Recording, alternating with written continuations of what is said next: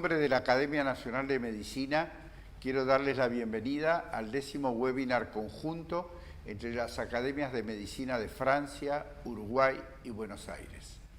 En esta oportunidad, el webinar será sobre inteligencia artificial. Cuenta con la participación del Dr. Bernard Lordinger de Francia, cirujano especializado en cánceres digestivos del Hospital Ambroise, director del Grupo de Trabajo Salud e Inteligencia Artificial de la Academia Nacional de Medicina de Francia y de la Academia Nacional de Ciencias de Francia, quien se ocupará de inteligencia artificial en el cuidado de la salud. Promesas. Del Dr. Jean-Denis Laredo, radiólogo y jefe de la Unidad Clínica de Radiología Osteoarticular del Hospital Lariboisière de Francia, quien se ocupará de inteligencia artificial e imágenes. Ventajas, limitaciones y riesgos. Del Dr. Hamlet Suárez, miembro titular de la Academia Nacional de Medicina y emérito de la Academia de Ciencias de Uruguay, titular y ex miembro del board del Collegium Otolaryngologicum, ex miembro del International Committee de Association for Research of Otolaryngology, Estados Unidos, quien se ocupará de las bases del procesamiento de imágenes por inteligencia artificial en medicina, y del doctor Enrique Díaz Cartón, especialista en oncología, profesor titular de inteligencia artificial y ciencias de datos en medicina del Instituto Universitario CEMIC de Buenos Aires, quien se ocupará de inteligencia artificial en oncología. Al finalizar, se abrirá un espacio de discusión con traducción simultánea al español y al francés. Una prueba del atractivo del programa es el importante número de inscriptos. El último webinar sobre dolor, realizado el 28 de marzo pasado, contó con 2.624 participantes de 29 países. Al darles la bienvenida a los asistentes, agradezco su concurrencia y aprovecho la oportunidad para agradecer al académico Patrice Debré de la Academia Nacional de Medicina de Francia por esta iniciativa, a la Embajada de Francia en la Argentina, al Instituto Franco-Argentino y al Laboratorio Kazajo. Quisiera destacar el trabajo logístico de organización realizado por Jimena Birman para lograr que este webinar pueda realizarse. Muchas gracias.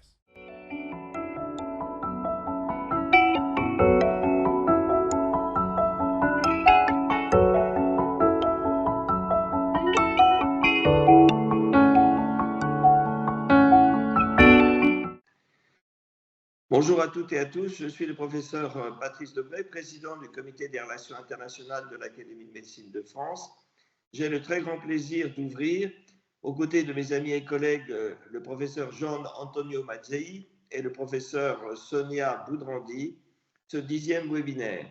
10e webinaire, c'est presque un anniversaire et je me félicite qu'il soit aujourd'hui dédié à l'intelligence artificielle et médecine. J'ai le plaisir d'introduire les deux orateurs français, le professeur Bernard Nordlinger, membre de l'Académie de médecine, professeur, ancien chef de service de chirurgie oncologique digestive à l'hôpital Ambroise Paré, et à ses côtés le professeur Jean-Marie Laredo, également membre de l'Académie de médecine, et qui est professeur de radiologie à l'hôpital de Lariboisière et dirige l'unité de radiologie ostéo-articulaire. Un grand salut aux orateurs argentins et merci à tous ceux, orateurs et participants, qui assistent à ce séminaire. Très bon séminaire.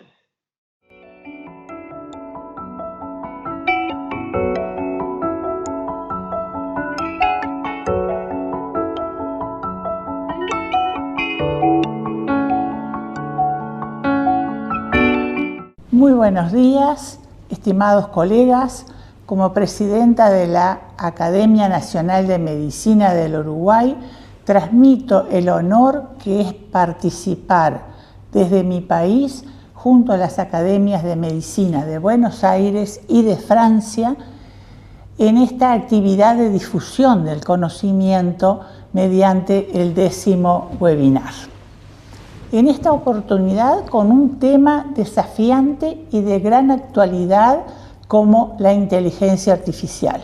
Por nuestra academia participa como conferencista el doctor Hamlet Suárez con el tema Bases del procesamiento de imágenes por inteligencia artificial en medicina.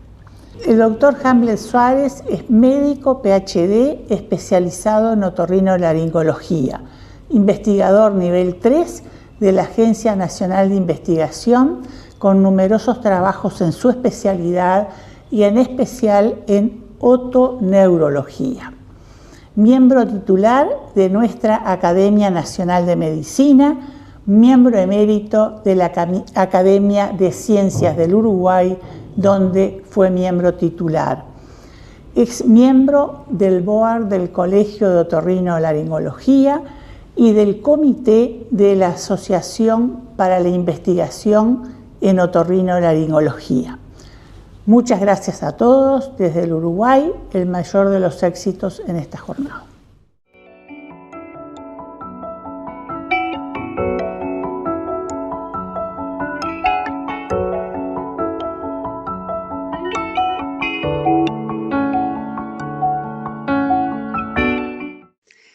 Chers collègues, bonjour. Donc, je vais vous parler de l'intérêt de l'intelligence artificielle pour la santé, de ses perspectives et ses promesses.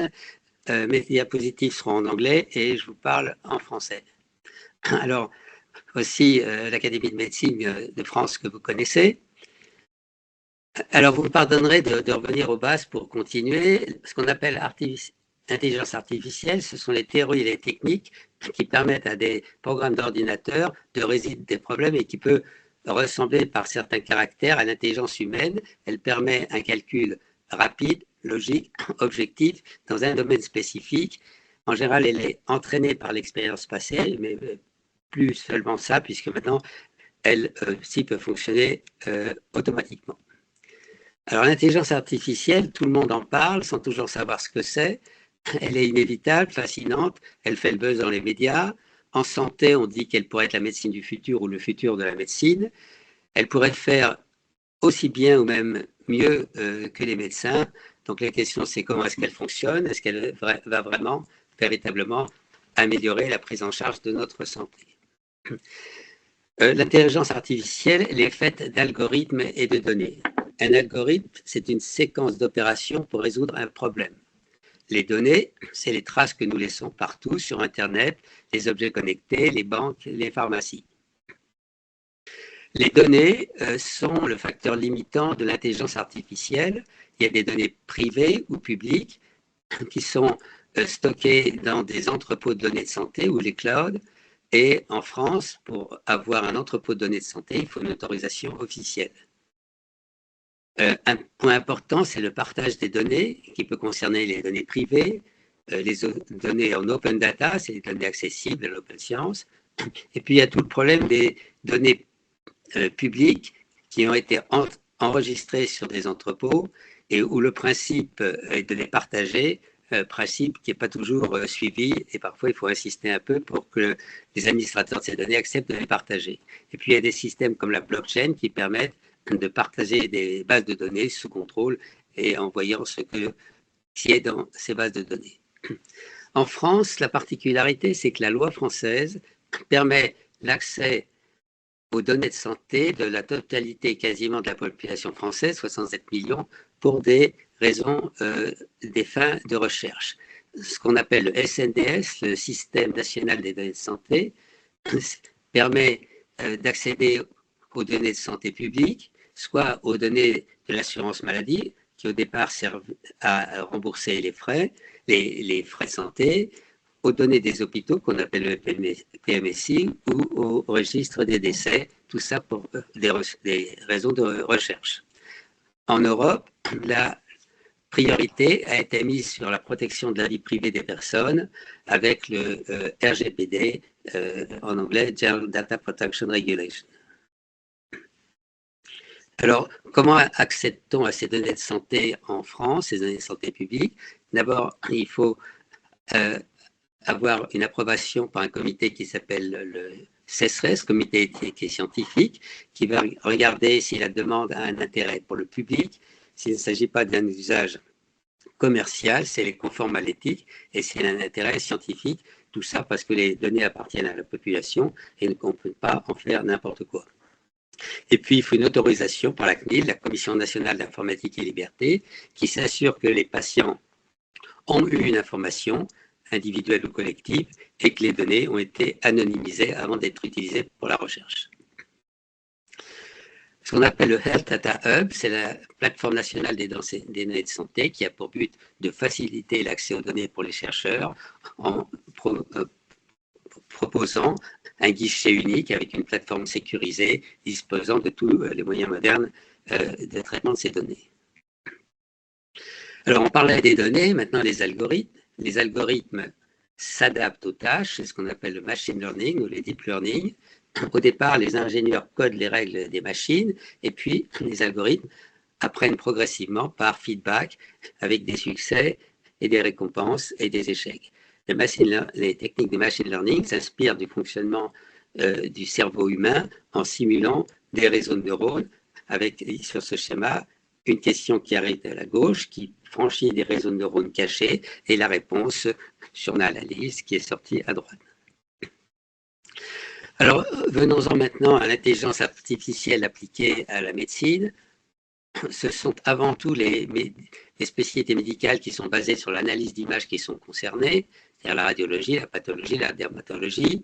Mais en fait, maintenant, à peu près toutes les spécialités médicales sont concernées par l'intelligence artificielle, notamment, et c'est un peu plus difficile, on va parler l'aide à la décision pour les médecins généralistes, aussi la télémédecine, le télédiagnostic, et puis l'intelligence artificielle figure dans beaucoup de systèmes de medical device.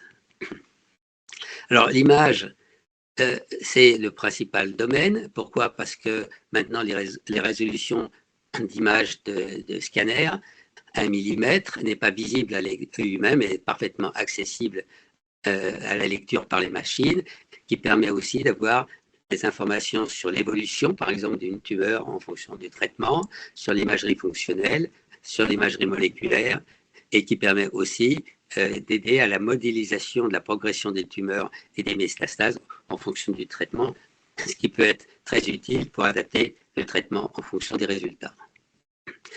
Par exemple, cette société qui propose une analyse de mammographie et qui permet d'aider le radiologue à lui montrer là où il existe une zone suspecte, entourée en vert ici, enfin le degré de suspicion, et qui va l'aider à ne pas la manquer, ou une image reconstruite de cancer du poumon sur cette radiographie pulmonaire.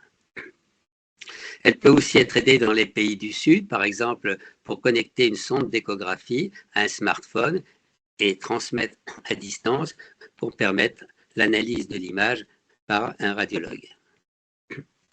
À une autre échelle, elle permet, cette intelligence artificielle, l'analyse de quantité d'images de microscopie électronique, et ce qui a permis, par exemple, de reconnaître les connexions, les milliers de connexions d'un neurone humain. En dermatologie, on connaît les premières applications de l'intelligence artificielle. Par exemple, ça date de quelques années, reconnaître les tumeurs cutanées ou les mélanomes avec 95% d'efficacité, avec aussi des risques d'erreur, ou des applications comme ça qui peuvent permettre aux patients, quand ils ont une difficulté d'avoir accès à un dermatologue, de pouvoir avoir une idée déjà du risque d'une petite lésion qu'ils viennent de découvrir. En ophtalmologie, le diagnostic automatique de la rétinopathie diabétique a été la première application qui a été approuvée par la FDA aux États-Unis. En anatomie pathologique, bien entendu, l'intelligence artificielle peut apporter une grande aide en pouvant compter ou reconnaître des cellules à grande vitesse et par exemple ici reconnaître l'immunofluorescence du micro-environnement tumoral et reconnaître les marquages des différents anticorps avec les différents systèmes qui peuvent permettre ça. Alors, en cardiologie, vous voyez ici l'analyse d'IRM de différents cœurs qui va passer par des réseaux de neurones et puis qui va trouver des phénotypes en analysant ces différentes images en disant qu'il y a une anomalie du ventricule droit, cardiomyopathie dilatée, une séquelle d'infarctus ou une image normale. Et vous voyez l'intérêt que ça peut présenter pour les cardiologues. Un autre domaine important, c'est celui de la psychiatrie. Et vous voyez, des enfants en pédopsychiatrie se confient plus facilement à un petit robot qui est un agent conversationnel qui peut échanger avec eux et pouvoir les aider et qui est sensible non pas aux émotions, mais à la traduction visuelle des émotions chez les enfants.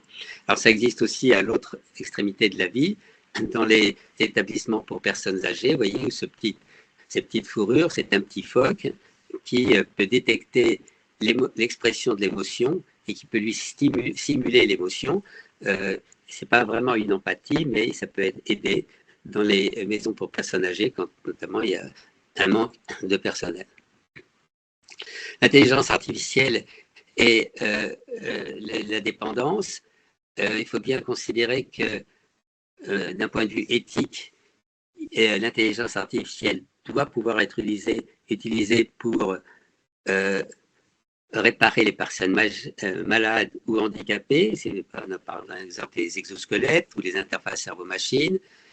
Là où on dépasse les limites de l'éthique, c'est est-ce que certains pourraient avoir l'idée d'augmenter les personnes saines. Ça, a priori, on ne peut pas accepter ça sans considérer qu'il y a des problèmes éthiques. Mais il faut bien dire que ce n'est pas si évident et que la frontière peut être subtile.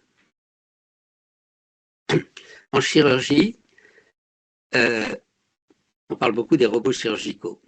Un robot, d'une manière générale, c'est une machine contrôlée par un ordinateur. Ce qu'on appelle aujourd'hui les robots chirurgicaux sont plutôt des télémanipulateurs qui convertissent les mouvements du chirurgien en mouvements précis, actuellement avec peu ou pas d'intelligence artificielle à bord.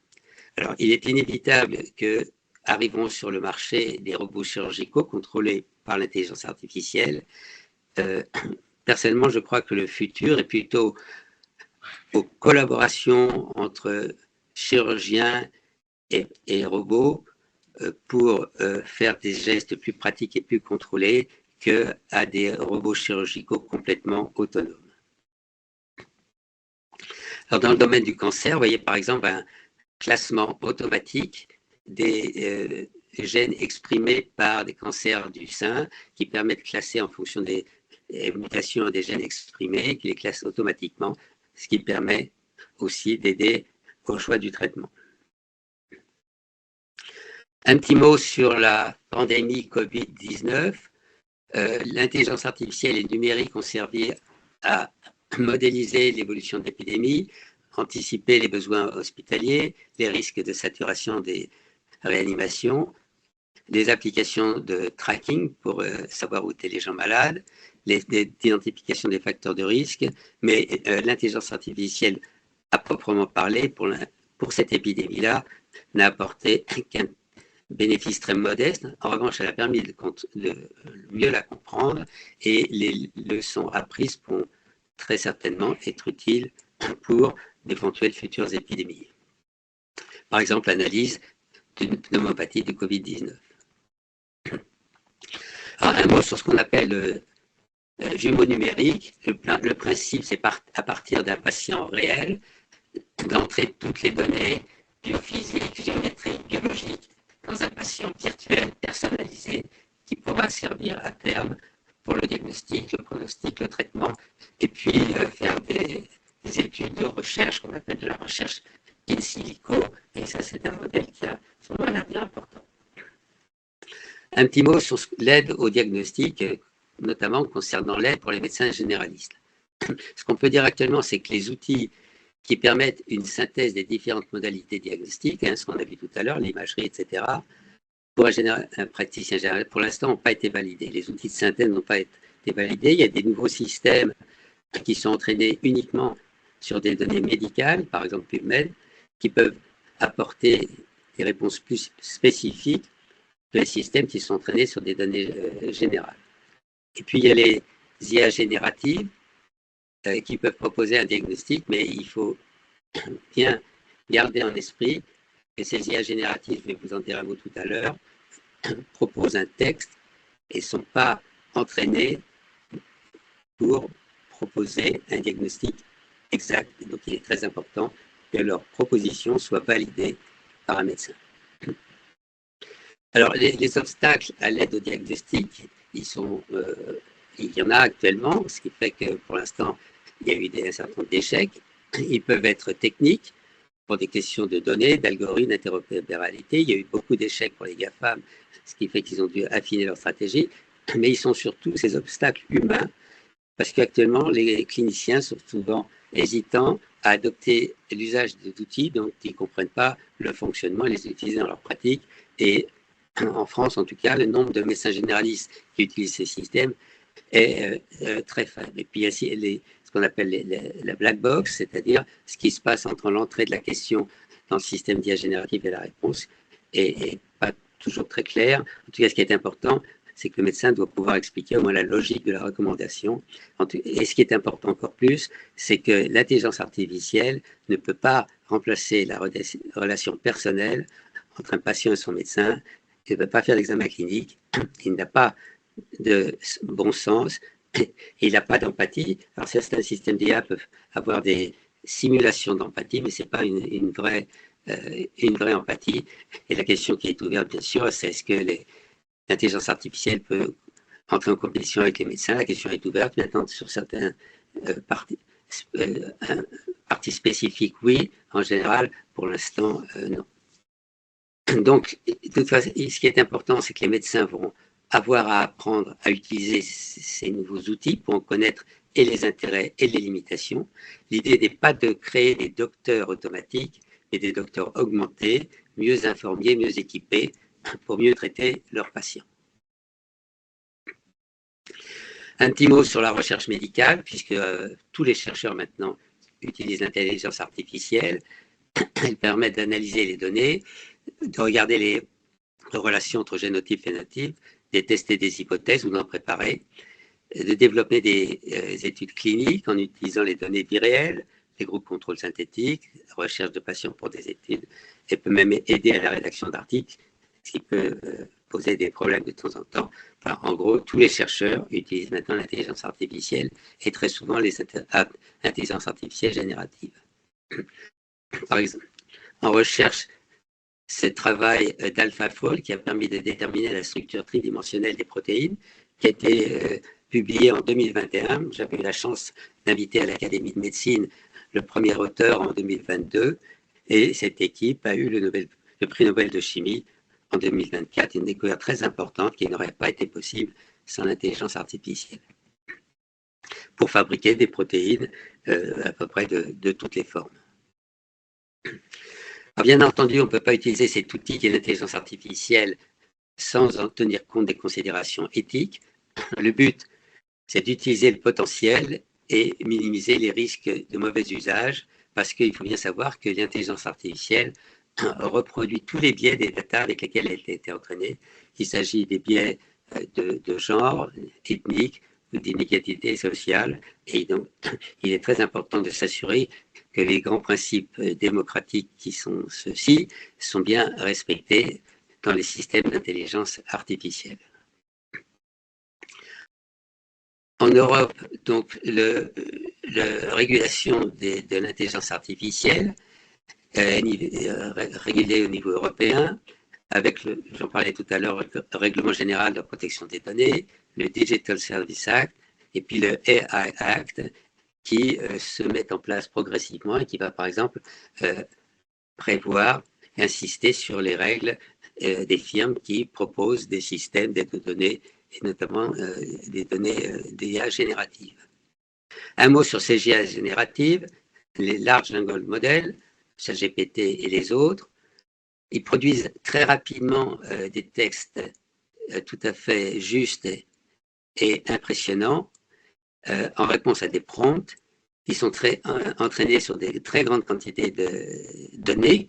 Les textes sont divisés en séquences de caractères qu'on appelle des tokens. Et il faut bien avoir en tête que ces systèmes fonctionnent par corrélation statistique, qui permettent de trouver un mot à partir du précédent et du contexte. Mais il faut bien avoir en tête que la recherche de la vérité n'est pas intégrée. Ces textes sont générés par des moyens stochastiques, c'est-à-dire par des corrélations. Et il peut leur arriver de produire des résultats dénués de tout sens qu'on appelle des hallucinations. La qualité des données qui ont été utilisées est fondamentale, mais souvent on ne sait pas exactement quelles données ils ont utilisées. L'intégration des valeurs sociales est très importante. Et pour terminer, voici quelles étaient les recommandations de l'Académie de médecine de France en 2024 à propos du rapport qu'elle a adopté sur l'usage en santé des IA génératives. Premièrement, tous les professionnels de santé doivent être entraînés pour utiliser ces outils. Dans un avenir proche, en pratique médicale, on pourrait considérer que ne pas utiliser ces outils peut être non éthique. Les données personnelles ne doivent pas être entrées dans ces systèmes. Tous les utilisages des LLM et des modèles de langage doivent être supervisés par un humain. Et la responsabilité des différents participants, de ceux qui fabriquent les systèmes comme ceux qui les utilisent, peut être clairement déterminée en accord avec le règlement européen qui entre en application. La cybersécurité des hôpitaux et des plateformes de données est une priorité car il y a des attaques à peu près tous les jours. La propriété intellectuelle des données pour les modèles doit être garantie, et en particulier pour les publications scientifiques, ce qui devient un problème très important. Les recherches doivent être soutenues en France au niveau national et aussi en Europe pour ce qui nous concerne. Il faut respecter les principes éthiques et il faut ne pas oublier que ces systèmes consomment beaucoup d'énergie et qu'il faut prendre ça en considération. Bien, écoutez, je vous remercie de m'avoir écouté et si ça vous intéresse, voici plusieurs ouvrages que nous avons publiés à propos des présentations qui ont été faites au groupe de travail intelligence artificielle et santé de l'Académie nationale de médecine. Je vous remercie et je serai très heureux de pouvoir répondre à des questions.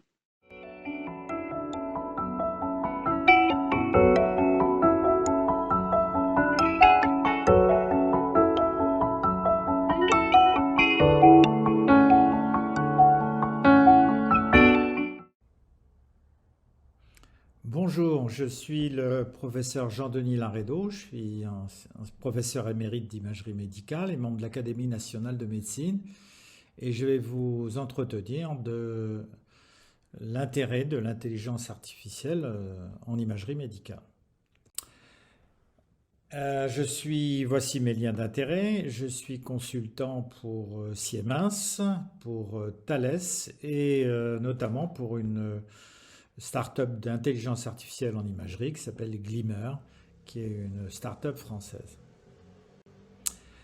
Alors, qu'est-ce que peut apporter l'intelligence artificielle et qu'est-ce qu'elle est en train de changer en radiologie? Bien, on va voir ensemble qu'elle modifie l'acquisition des images, le diagnostic, la quantification des anomalies radiologiques et l'imagerie préopératoire et on va voir ensemble ces différents chapitres. Et l'intérêt tout particulier d'intelligence artificielle, c'est de venir nous aider à un moment où nous les radiologues, on en a grandement besoin du fait de la croissance exponentielle du flux d'images. Un simple scanner, ça peut comporter 1000 images ou plus. Et alors que la démographie des médecins et des radiologues, dans le cas particulier, est plutôt en décroissance ou en stagnation. Nous avons besoin de l'aide de l'IA. Alors, dans le diagnostic et dans l'acquisition des images, il y a aussi un intérêt de l'IA, c'est qu'elle permet d'aller plus vite dans l'acquisition des images et aussi de participer à l'amélioration de la qualité des images. Il est notamment important dans les examens qui ont un temps d'acquisition long, comme l'IRM et surtout le PET scan, eh bien d'accélérer l'acquisition des images. On peut aller 2 fois plus vite facilement, voire 3 fois plus vite dans l'acquisition des images de PET scan notamment, qui est un processus relativement long. aussi à un certain degré en IRM. On peut aussi améliorer la qualité des images et on peut par exemple, grâce à l'IA, obtenir l'équivalent d'une image de 3 Tesla, voire plus, avec une machine IRM qui fait seulement 1,5 Tesla. L'IA permet aussi d'effacer les artefacts et un exemple ici, par exemple, c'est de faciliter la lecture des champs pulmonaires de la radiographie du thorax en effaçant carrément les côtes, ce qui est particulièrement confortable et utile. Mais bien sûr, l'IA, un de ses apports essentiels en imagerie, c'est l'intérêt dans le diagnostic. Et il y a notamment certains domaines qui sont maintenant très connus, domaines d'application.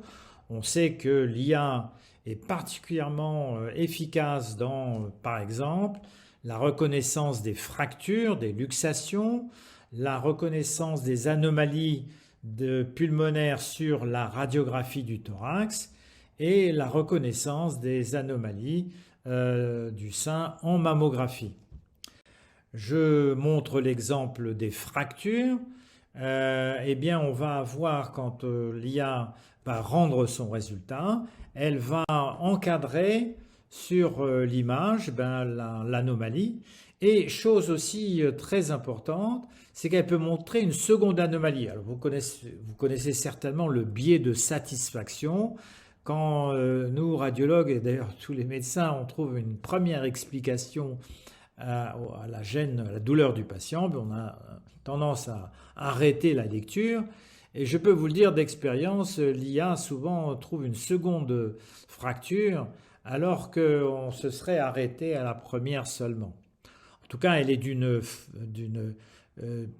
puissance diagnostique équivalente à celle d'un bon radiologue, dès maintenant.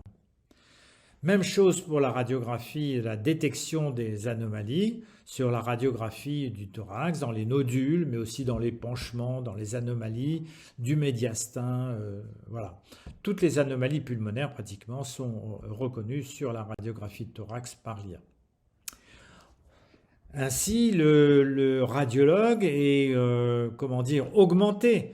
Il n'est pas question de mettre en concurrence le radiologue et l'IA, il n'est pas question de remplacer le radiologue, il est question de lui faciliter le travail, de le rendre un travail plus confortable. Avec l'IA, eh bien, on a moins cette crainte de passer à côté d'une anomalie.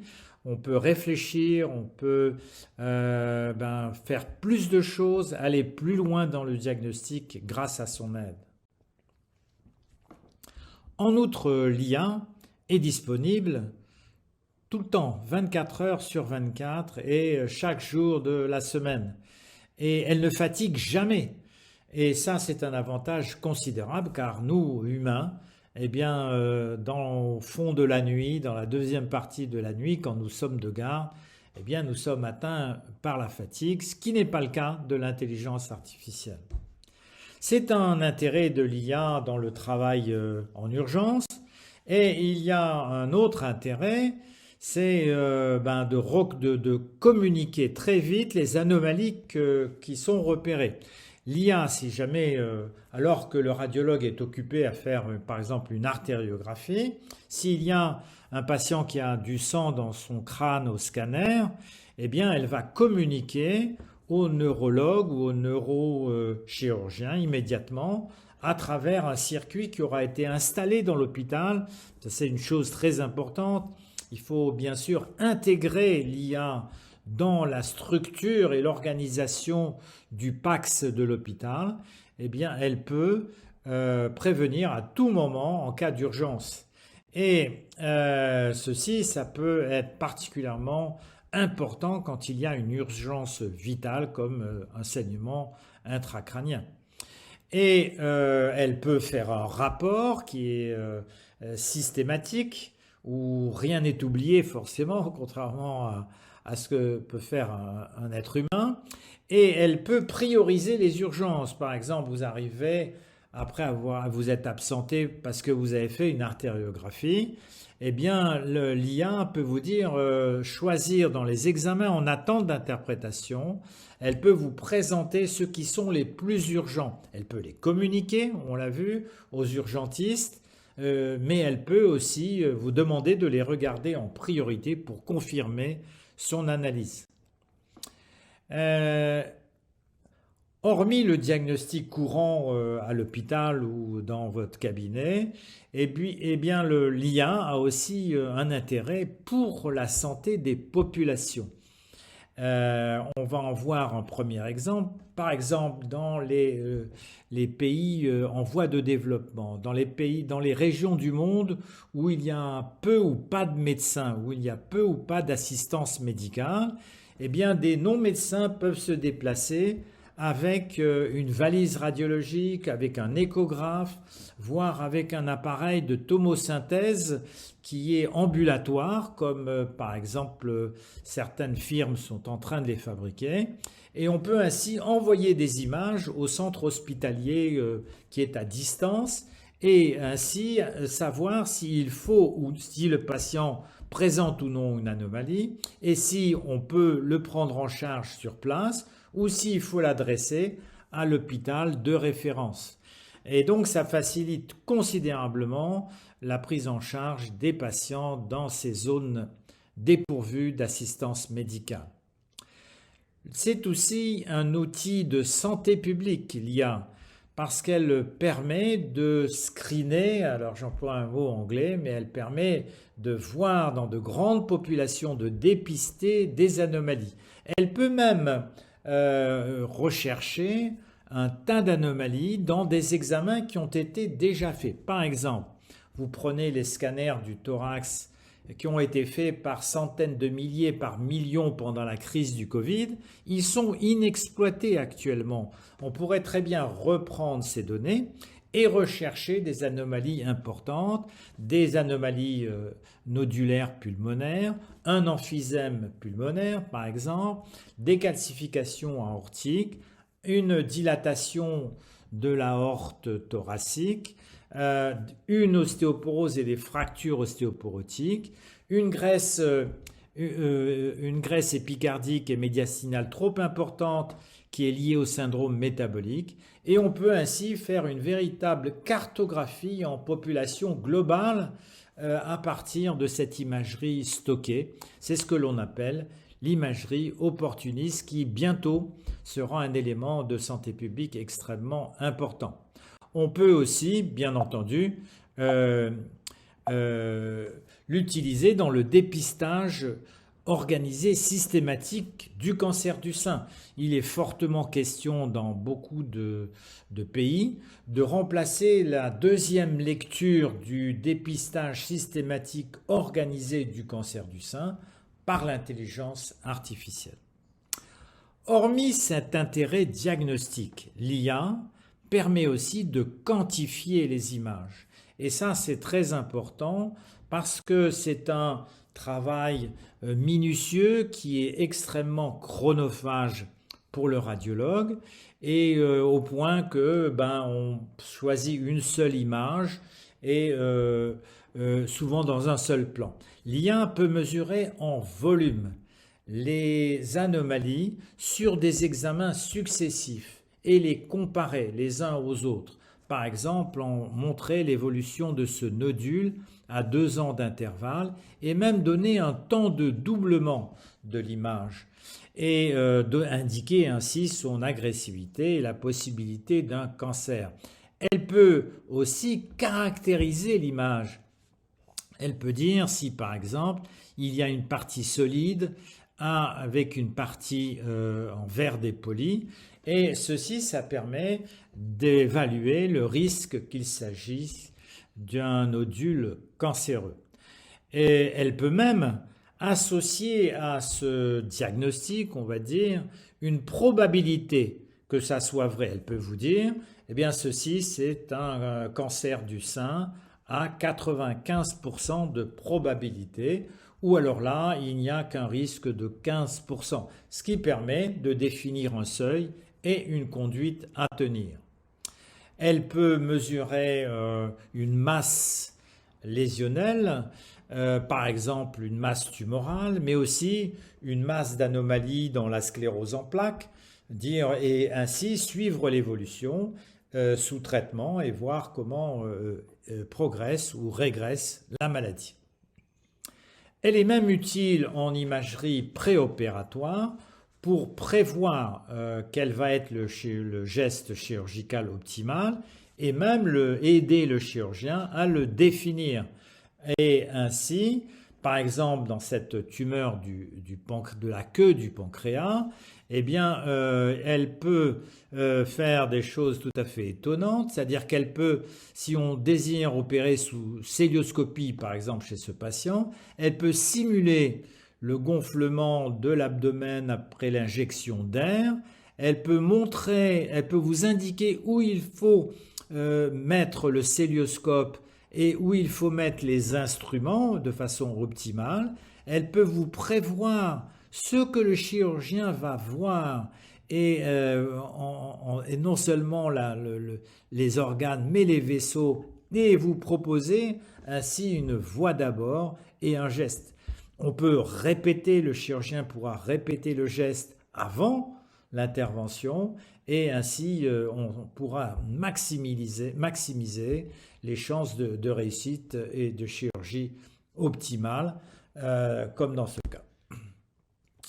Enfin, dernier élément, vous verrez que dans nous radiologues, eh bien, on devra faire des efforts et on devra être, disons, au moins aussi bon que l'intelligence artificielle. Vous verrez que probablement notre enseignement de l'imagerie reposera sur l'IA, mais aussi les concours que nous passerons. Nous serons face à une IA et on pourra, lors des examens de formation initiale, et on pourra ainsi comparer vos résultats à celles de l'IA. Et ce sera d'ailleurs un test redoutable et ça poussera les médecins globalement et les radiologues à être bons. Et finalement, ça c'est le côté vertueux de l'IA. Alors attention, il y a aussi des limites importantes à l'IA en imagerie. Eh bien, pour avoir une IA performante, il faut collecter des données, vous le savez, et il faut avoir des données en quantité importante, mais aussi de qualité et de diversité, de façon à ce que l'analyse s'adapte à des populations variées. Il y a aussi un handicap de l'IA, c'est qu'elle n'analyse que l'IA, alors qu'il faut bien sûr remettre une image dans son contexte. On ne peut pas que regarder un examen radiologique, ça ne suffit pas. Il faut donc obtenir des données massives, et vous savez que partout en intelligence artificielle, eh bien, la quête aux données massives est absolument essentielle. Et ceci, ce sera difficile dans les maladies et les situations rares. Donc on voit que finalement l'IA, ce n'est pas non plus, c'est pas non plus l'alpha et l'oméga de la radiologie. Les IA actuellement sont fermées dans un domaine étroit de compétences et de champs d'application. Elles sont adaptées à une population donnée et à un problème donné. Et si vous l'utilisez en dehors de ce champ d'application, bien simplement le résultat sera faux. On donne comme exemple le fait que si vous avez un algorithme adapté à la mammographie des femmes européennes, des seins des femmes européennes, où la graisse mammaire est relativement abondante, eh bien si vous appliquez ce même algorithme à des femmes asiatiques, japonaises par exemple, comme cela a été fait, eh bien votre algorithme ne fonctionnera tout simplement pas. Et c'est donc, il faut qu'il y ait une adéquation entre les données qui ont servi à l'apprentissage de l'IA et les cas cliniques auxquels l'IA est adaptée. Et il y a aussi un autre inconvénient, c'est que l'IA a été formée sur des données passées. Si vous avez une situation nouvelle, mettons-nous dans le cas du Covid, eh bien, si l'IA a été formée, elle était formée forcément sur des données où il n'y avait pas de Covid, eh bien, elle va interpréter de façon fausse les radiographies ou les scanners faits pendant la période du Covid. Il y a aussi des risques que je dirais médicaux pour la profession de radiologue. Eh bien, le risque, c'est d'utiliser, pour des raisons peut-être économiques, l'IA toute seule, se dire, ben, finalement, les algorithmes d'IA, c'est aussi bien qu'un radiologue, pourquoi avoir besoin d'un radiologue? Ben, à ce moment-là, vous aurez souvent un bon résultat, et puis de temps en temps, vous aurez un résultat complètement aberrant pour les raisons que j'ai citées auparavant, notamment. Et il y a un autre inconvénient, c'est que quand les médecins auront pris l'habitude de se reposer sur l'IA, ils ne vont pas regarder toutes les images, ils vérifieront les images que l'IA lui propose, et progressivement, le médecin et le radiologue perdra la compétence progressivement. Et ça, c'est très important. Et puis, l'IA risque d'être un objet de financiarisation encore plus important. Déjà, il y a des groupes financiers qui ont tendance à acheter en Europe et en France en particulier les cabinets de radiologie. Eh bien, finalement, ils pourront, entre l'IA et les financiers, ben, ils pourront faire leur business tout seuls, et ça, c'est un risque considérable. Voilà, alors, il faut se protéger contre ces limites et ces risques, et il faut s'assurer que l'IA, in fine, bénéficie effectivement aux patients. Il faut une validation obligatoire par un médecin. Il faut bien entendu informer le patient de l'utilisation de l'IA. Il faut consacrer une partie du temps économisé parce que effectivement, l'IA va nous soulager des tâches répétitives. Je n'ai pas cité toutes les applications, bien entendu, mais par exemple, les mesures orthopédiques, la mesure de l'âge osseux, la mesure des tumeurs. Eh bien, tout ça, ce sera fait par l'intelligence artificielle et on pourra gagner du temps. Ce temps, il ne doit pas être consacré uniquement à aller plus vite et faire plus d'examens pour plus de rentabilité. Il doit être en majeure partie consacré à améliorer la prise en charge du patient en parlant avec le patient, en lui expliquant nos constatations et en échangeant avec les autres médecins pour parvenir à la meilleure prise en charge. Il y a aussi un élément extrêmement important à mettre en place au sein de chaque structure d'imagerie. On doit mettre en place une organisation dans laquelle il y aura des médecins, des ingénieurs responsables du PACS, des ingénieurs responsables de la cybersécurité qui participent ensemble à ce que l'on appelle l'algorithmovigilance, de façon à maintenir les performances des algorithmes, à vérifier qu'ils sont toujours utiles cliniquement, à prévenir les risques de mauvaise utilisation en vérifiant par exemple la mise à jour régulière des différents algorithmes et en assurant la protection des données des patients.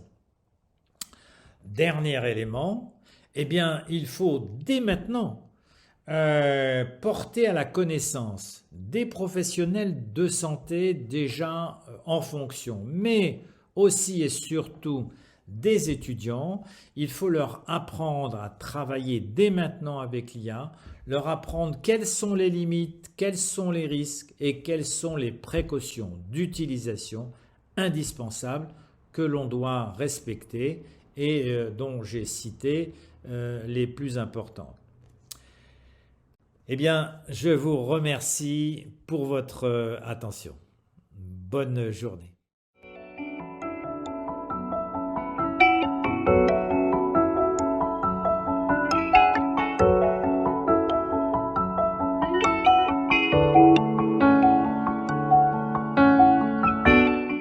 Bueno, muy buenos días o tardes, según donde los distintos participantes de este webinar se encuentren. Un especial saludo a los miembros de la Academia de Francia, de Medicina de Francia, la Academia de Medicina Argentina y los colegas de Uruguay.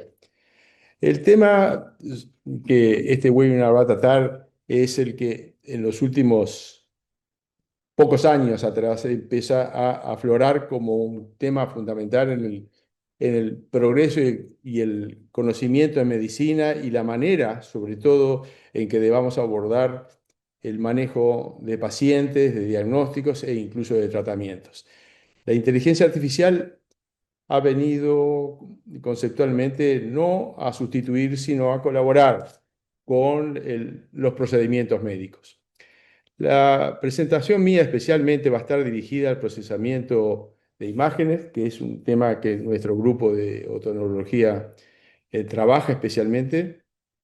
Y tiene dos grandes, en esta, digamos, presentación corta, tiene dos grandes sectores. Un sector de elementos generales de los procedimientos de aprendizaje automático que se utilizan para procesar imágenes en medicina.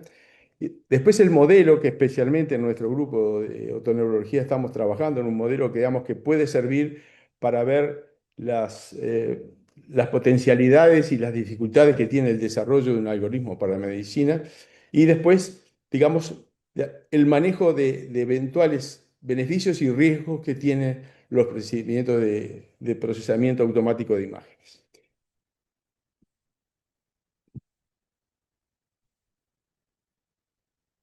El desarrollo de algoritmos, digamos, sigue principios de lo que se denomina pensamiento computacional, que tiene, digamos, cuatro escalas. El primero y el más importante es la descomposición de un problema en pequeñas partes, es decir, la segmentación de un problema para analizar en forma separada cada uno de ellos. Luego de esto es el reconocimiento de patrones repetitivos sobre el problema que estamos analizando. Luego, el descartar la información que se considere relevante para el propósito que estamos desarrollando, para llegar a un diagnóstico de una imagen especialmente. Y luego, escribir un algoritmo con estas bases. Es decir, que eso es un principio general del pensamiento computacional que se aplica de manera directa cuando se intenta desarrollar un algoritmo para este tipo de procedimientos. Lo que se utilizan son redes neurales artificiales, ¿verdad? Y hay la red neural, si uno la analiza así en forma muy global y esquemática, tiene tres grandes segmentos.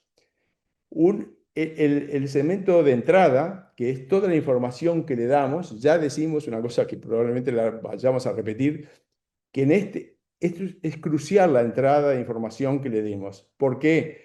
Porque tienen que estar los datos etiquetados de tal manera que sean válidos para tener un adecuado y preciso salida del sistema en el diagnóstico o en el procedimiento que nosotros queremos hacer.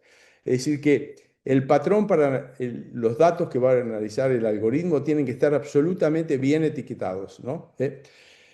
Después hay lo que se llama la capa oculta. La capa oculta es el procedimiento de la caja negra, todo lo que utiliza las conexiones entre sí de redes o varias redes neurales superpuestas para analizar un dato, ir hacia adelante, ir hacia atrás con los procedimientos. Y por último, la salida. Es decir, que son tres capas como condición general de una red neural. Hay varios tipos de redes neurales y se utilizan redes neurales diferentes de acuerdo a lo que se busca hacer.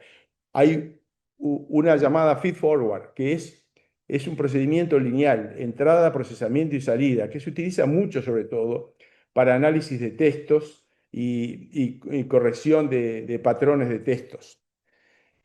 Hay otro que es el recurrente. El recurrente lo que hace, utiliza etapas previas de análisis y vuelve sobre las mismas y ve patrones repetitivos. La generativa lo que hace es poner dos redes a competir para generar datos realísticos, es decir, eliminándose entre una y otra los elementos que puedan considerarse sin valor o no estadísticamente con la suficiente validez de repetición y de caracterización. Los autoencoders es cuando hay muchísima información, muchísima data, los reconstruye esa data y los presenta de una manera que pueda ser analizada para una salida adecuada. Pero vamos a hablar de las redes convolucionales. Las redes convolucionales son específicas para las redes neurales convolucionales, para analizar imágenes de la condición que sea. Es decir, ¿qué características tiene una red neural convolucional? Reconoce patrones locales de una imagen, reconoce la textura, los bordes, las formas, los tamaños, utilizando lo que se llama filtros de Kennels. Puede ver, por ejemplo, la imagen de un neurinoma y saber si el neurinoma es, digamos, compararlo con una imagen quística, que son los neurinomas quísticos. Es decir, puede hacer variaciones. ¿Y qué son los filtros de Kennels? En realidad son una lupa que analiza en la capa oculta, en la caja negra, digamos, de la red, analiza esas caracterizaciones de los bordes, es decir, hace un análisis preciso de la imagen en algunos elementos fundamentales, como decíamos, textura, bordes, tamaños, etcétera, etcétera. Es decir, analiza el problema que tiene adelante como un sistema cuadriculado que son en realidad el pixelado de cualquier imagen. Reduce el número de parámetros para, digamos, simplificar esta tarea de los filtros y después utiliza el almacenaje en una matriz de peso, es decir, que la matriz de peso funciona también para generar cuál es la relevancia de la información acoplada en la red neural que sea sumatoria, que logre tener estadísticamente una caracterización de un patrón. Vamos a ver, yo les decía, estas son las consideraciones generales de una red neural, de lo que se utiliza para los procedimientos de inteligencia artificial en una imagen. En este entorno, vamos a ver, en nuestro laboratorio se desarrolló un algoritmo para caracterizar un patrón de marcha, de estabilidad de una persona. El problema por delante es las caídas, el problema de los adultos mayores que ocurren cada año. ¿no? Ustedes piensen en esta información que está abajo, 50 billones de dólares gasta en los Estados Unidos, que lo tienen muy bien categorizado, igual que Canadá o Australia, en dinero, en fracturas, en hospitalizaciones. Entonces, es un problema digamos, de morbimortalidad. Las caídas son fracturas, las fracturas son consecuencias, traumatismo de cráneo, etcétera, etcétera. Los objetivos de haber desarrollado el algoritmo son varios. Actuar en medicina preventiva, evaluar la marcha de un adulto y después en las intervenciones terapéuticas. Tenemos un paciente con un Parkinson o una secuela post-stroke. Hacemos una intervención terapéutica, sea de rehabilitación, sea farmacológica. Lo medimos antes, lo medimos después y tenemos una medida objetiva del impacto de una intervención terapéutica. El sistema del equilibrio funciona como un sistema de lazo cerrado. Tiene 3 entradas de fuentes de información, que son los receptores, los acelerómetros del oído interno, la visión y la información somatosensorial. Esto va al sistema nervioso central, que procesa esa información con 2 salidas. Una salida superior, que es todo el sistema vestíbulo oculomotor que estabiliza la imagen en la retina cuando las cosas se mueven y nosotros nos movemos o cuando ambas cosas pasan al mismo tiempo. Y después la salida vestíbulo espinal, que tiene un objetivo de toda esa información, colocar el centro de masa corporal dentro de la base de sustentación, de la base de soporte de ese cuerpo que, digamos, está limitada por el cuadrilátero que genera el apoyo de los dos pies. Y en la marcha, ese límite de estabilidad está ampliado, es una base ampliada, al aumentar la base de sustentación por el paso, y la masa, el centro de masa tiene que caer siempre sobre eso. Bueno, muy bien. ¿Cómo se evalúa hoy día los estudios de marcha? Los estudios de marcha se evalúan y se cuantifican en laboratorios de marcha. Digamos que son estudios lo que se denomina controlados, en un laboratorio, en un tiempo muy limitado, y tienen algunas, digamos, limitaciones en el manejo de los resultados, aunque la tecnología ha avanzado sustancialmente. Nosotros en la Universidad Católica trabajamos a veces con el análisis, digamos, el laboratorio de marcha, con cámaras infrarrojos, que podemos ver hasta el software muestra el desarrollo y la acción cinemática de los músculos, y poder darnos visiones precisas exactamente, pero en un tiempo limitado. Y entonces, cuando uno piensa en poblaciones generales, tiene primero una limitación. Es no la vida real del paciente, sino un análisis controlado en un laboratorio sobre unas condiciones en tiempos restrictivas y también en espacio. Y claro, en general los análisis de marcha requieren primero compras, que los sistemas son eventualmente por el avance de la tecnología son caros, entonces no tienen la posibilidad de una difusión masiva, preventiva, como una medicina realmente con un abordaje social. Nuestro objetivo fue entonces evaluar con un acelerómetro, que es un acelerómetro de 3 ejes, que da información en 3 ejes, una información cruda durante la marcha. Y tuvimos que hacer, como yo les decía hoy, la entrada para hacer la información tendría que ser precisa. No basta con que la persona diga que está inestable o alguna maniobra clínica semiológica que uno le muestre la inestabilidad o algún patrón de inestabilidad. Teníamos que tener certeza, entonces elegimos una muestra restrictiva que es pacientes inestables con historias de caídas y además lesiones en los receptores del oído, o sea, hipofunción vestibular bilateral. Entonces eran personas bien categorizadas y con una etiqueta de inestabilidad bien clara. Entonces, digamos, el registro crudo lo pasamos por la transformada de wavelets. La transformada de wavelets permite hacer un análisis en lo cual las ordenadas ponen la frecuencia del evento y en abscisas pone el tiempo de registro. Y entonces lo que mide es una unidad arbitraria que es la potencia y la transforma en colores. Aquí en rojo es en este momento, en este tiempo y en esta frecuencia la potencia que puede ser, por ejemplo, el evento de un paso o lo que sea. Y así se va categorizando imágenes en función del tiempo. Cuando tenemos que decir, bueno, ¿cómo caracterizamos esta imagen?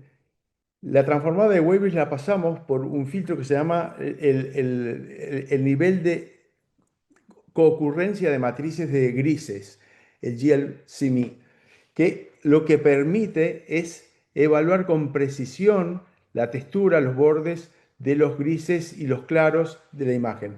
Eso nos permitió separar muy precisamente con 95% de precisión, lo que para un algoritmo es un buen nivel, los pacientes con una marcha normal y los pacientes con una marcha patológica con inestabilidad de los pacientes con hipofunción bilateral.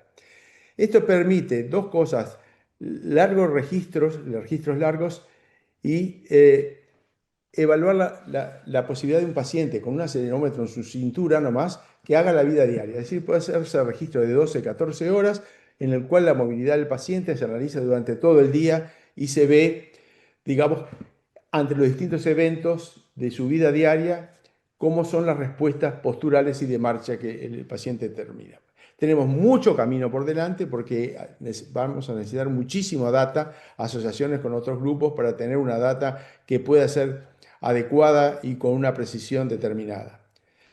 Los desafíos es, como en todos estos procesos, actuar con neutralidad de sesgos.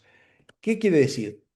Es que, digamos, evitar cualquier sesgo en cuanto a la información que se le da, demográfica, geográfica y muestras, digamos, muy pequeñas, y mismo la calidad técnica, por ejemplo, en este caso de las imágenes. El etiquetado, evitar la subjetividad clínica que a veces puede llevar al error humano, ¿no? Entonces, esto debe tener precisiones y para el etiquetado, como nos pasó a nosotros, tenemos que tener el registro de la función vestibular y decir, bueno, este paciente sí tenía inestabilidad por esta causa precisa. Y después, el sobreajuste, el overfitting o el ajuste por elementos espurios. En las imágenes podemos tener artefactos que, si se repiten viniendo de un mismo equipo, pueden generar patrones que no tengan nada que ver con el objetivo de la enfermedad que queremos o de la imagen que queremos caracterizar. Y después, la transparencia de cómo es el proceso del algoritmo. La caja negra tiene que tener una explicación de cómo procesa, qué usa, cómo usa los filtros de Kempel, etcétera, etcétera. Y por último, evitar cualquier sesgo de interés comercial o institucional que pueda tipificar un error ya más de índole ética en el desarrollo del propio algoritmo. ¿Cómo se mitigan eso? Usando diversos datos, digamos, de mucha población y representativa de todos esos factores, étnicos, demográficos, etcétera, y de edad, etarios. La validación de modelos por múltiples poblaciones, la promoción de transparencia, es decir, que sea un algoritmo de transparencia en los mecanismos que utiliza y cómo trabaja esa red neural, cómo se le entrenó. Y por último, la evaluación por profesionales de distinto perfil es importantísimo y nos va a dar seguridad. Es decir, tenemos un instrumento enormemente potente para tener una medicina adecuada y tiene para nosotros el enorme beneficio de hacer la transferencia de la información de la experiencia de médicos que tengan viendo imágenes a médicos más jóvenes o de poblaciones alejadas, donde por tener un bajo número de pacientes y enfermos, no se tiene la adecuada experiencia. Entonces, esta transparencia es un factor, creemos, incluso democratizador de la información médica. Espero que con esto, digamos, podamos haber cumplido con el objetivo de la presentación. Les agradezco la atención y estamos dispuestos a contestar las preguntas que necesiten.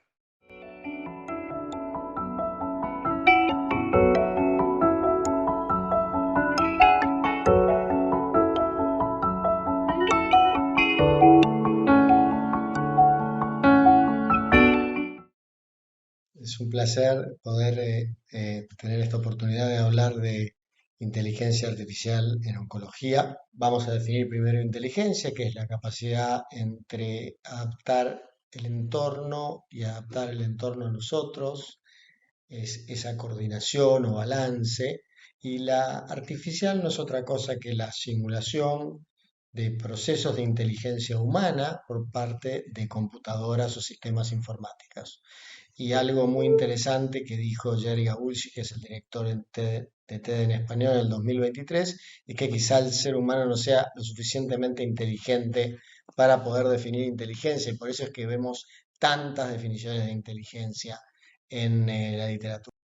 Pero esto, si bien es una guía aproximada que nos sirve a la hora de hablar de inteligencia artificial, es algo que tiene eh, gente que está a favor y gente que está en contra, que son las inteligencias múltiples, las 8 inteligencias de Howard Gardner, que acá están subrayadas las inteligencias humanas en las cuales ya la IA tiene rol, diríamos prácticamente en todas.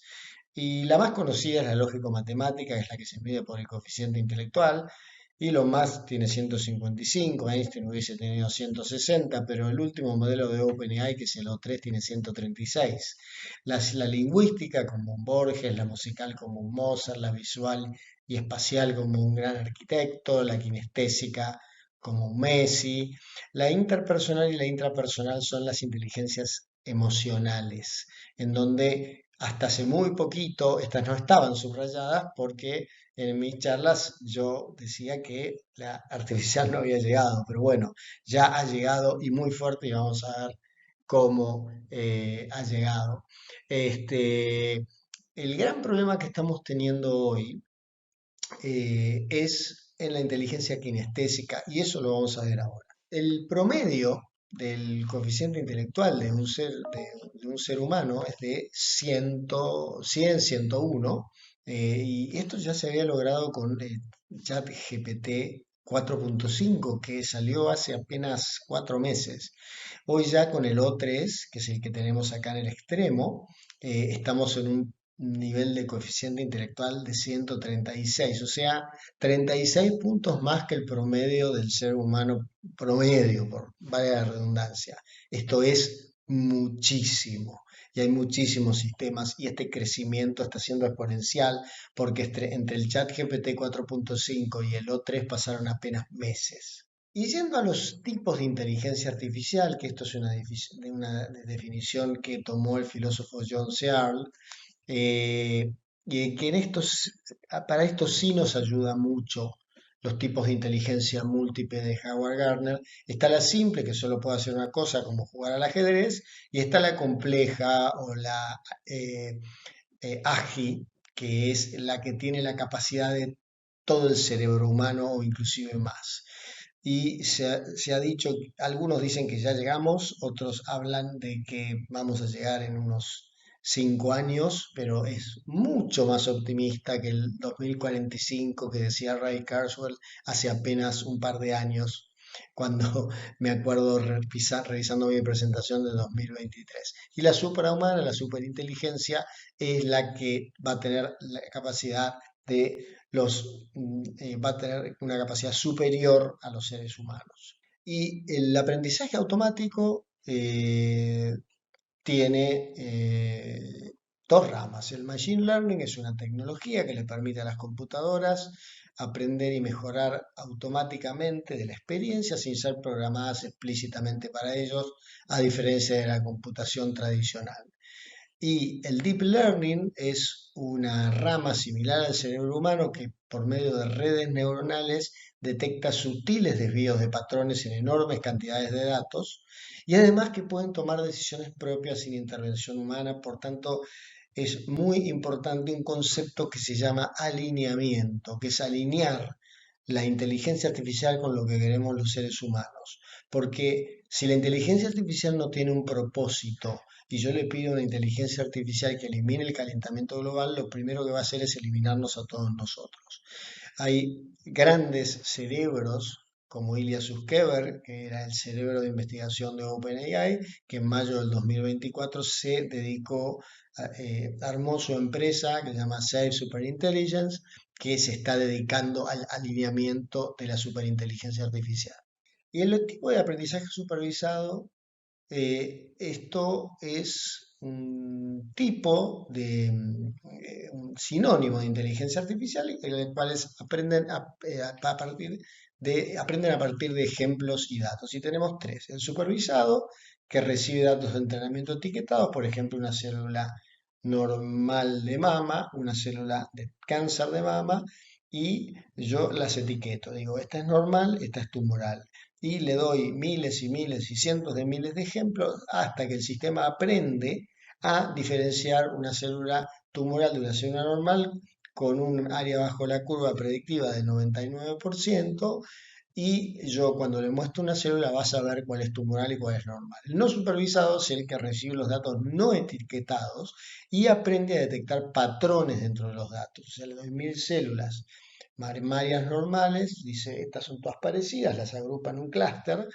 Le doy 1000 células de cáncer de mama, dice, estas son todas parecidas, la colocan en otro clúster, le decimos, estas son tumorales, estas son normales, y así se entrena. Y el aprendizaje por refuerzo es que es el que más está de moda a partir de los modelos de razonamiento, es que es aquel sistema que cuando acierta se da una recompensa y cuando se equivoca se da un castigo, reforzando o debilitando la conexión de la red neuronal. Y esto es lo que ha dado origen a los sistemas de razonamiento. Pero ya creo que es hora de meternos de lleno en la oncología. Y en salud es muy importante darnos cuenta que es humanamente imposible mantenerse al día con el conocimiento, dado que el tiempo medio de duplicación del conocimiento médico es de 60 días. Se publican entre 7.000 y 8.000 papers por día, por lo tanto, aunque tengamos días de más de 24 horas, semanas de más de 7 días, no hay forma de estar actualizados.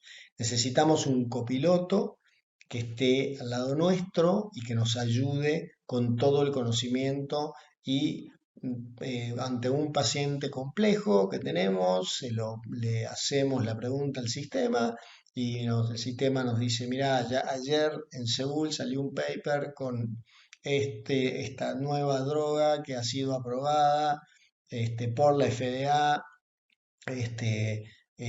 hace una semana, o tenemos tal estudio clínico disponible para tu paciente en, qué sé yo, a 20 kilómetros de donde estás vos, etcétera, etcétera, etcétera. Eh, es humanamente imposible estar al día. Necesitamos un copiloto que nos ayude. Este copiloto, a mi juicio, es la inteligencia artificial. ¿Y hacia dónde se dirige la inteligencia artificial? Básicamente, aumentar el acceso a la salud, disminuir la variabilidad médica y ergo promover la calidad. ¿Cómo aumentamos el acceso? Fíjense lo que hicieron en el 2019 en China. En áreas desprovistas de médicos pusieron cabinas dotadas de inteligencia artificial en la cual un paciente iba, le tipeaba los síntomas que tenía y había sido entrenada con las consultas más comunes y le respondía automáticamente y le daba además los medicamentos más comunes al que tenían almacenados en la cabina. Esto era, por supuesto, luego supervisado por 3 médicos cada 1.000 consultas que estaban en Shanghái o en Beijing, pero no se dejaba a la inteligencia artificial sola, sino que era supervisada, pero de cada 1.000 consultas necesitaban un médico humano, con lo cual permitían aumentar el acceso a la salud en zonas en donde no tenían atención médica. Disminuir la variabilidad. Hoy en día menos del 50% de los médicos hacen residencia. Los exámenes de recertificación no son obligatorios en muchas especialidades, con lo que se lleva a un bajo nivel medio. O sea, tenemos muchos médicos que son 4 puntos, unos pocos médicos que son 10 puntos, pero lo que necesitamos es que la mayor cantidad de médicos, un 90% de médicos 7 puntos. Bueno, si nosotros al médico 2 puntos le ponemos un sistema de inteligencia artificial que 7 puntos, lo llevamos a que tenga un nivel de conocimiento de 7 puntos y podamos ofrecer atención a la mayoría de nuestros pacientes de buena o a muy buena calidad. Y bueno, si después se quiere el médico 10 puntos, bueno, un subgrupo va a poder acceder, pero por lo menos poder dar una asistencia de calidad de buena a muy buena a todos nuestros pacientes. Ahí se dirige la inteligencia artificial. Y esta es una ecuación muy linda de la OMS que se generó en el 2019, que es la inteligencia humana. Acá tenemos el doctor con su estetoscopio más la inteligencia artificial, es igual a inteligencia aumentada, con aumento de la calidad médica, disminución de los costos y aumento del acceso a la salud. Y para los que hablan que esto es medicina del pasado, esta es la última actualización de la FDA del 6 de enero del 2025. Ya hay más de 1.000 dispositivos médicos que funcionan por inteligencia artificial que han sido aprobados por la FDA. Esto no es medicina del futuro, esto es medicina del presente que tiene un futuro descomunal. ¿Y la inteligencia artificial en salud en dónde actúa? Y acá ya entramos en oncología, fuertemente, porque acá cuando hablamos, ahí donde dice salud podría decir perfectamente oncología. En diagnóstico por imágenes, y lo que es imágenes pueden ser imágenes de tomografía o resonancia, pero también puede ser imágenes directas como dermatología. en anatomía patológica. Ahí está el 80% de los sistemas aprobados por la FDA son de imágenes. Pero también en oncología, en medicina de precisión, en la búsqueda del mejor tratamiento, en búsqueda de estudios clínicos, acelerando el desarrollo de drogas, asistente de publicaciones e investigación, como copiloto mediante grandes modelos de lenguaje a los cuales le podamos presentar nuestros casos difíciles, y como asistente en enfermedades raras, ya que estos han visto todo el Internet. Los sistemas de los grandes modelos de lenguaje están entrenados con toda la data que están en Internet y más, vamos a ver, porque ya hay generación de datos sintéticos. En prevención en oncología, es este estudio, esto es un review sistemático de predicción del riesgo de cáncer de mama en mamografías, asistido por inteligencia artificial. Fíjense, cuando se ve solamente la imagen, podemos inferir que tiene un riesgo de un 61%, un paciente, por ejemplo, por un modelo de Gale para cáncer de mama, pero cuando a esa imagen nosotros la asistimos por inteligencia artificial, esa área bajo la curva sube a un 72%, o sea que la mamografía asistida por inteligencia artificial nos sirve para predecir el riesgo de cáncer de mama futuro de una manera significativamente mayor que los factores clínicos tradicionales.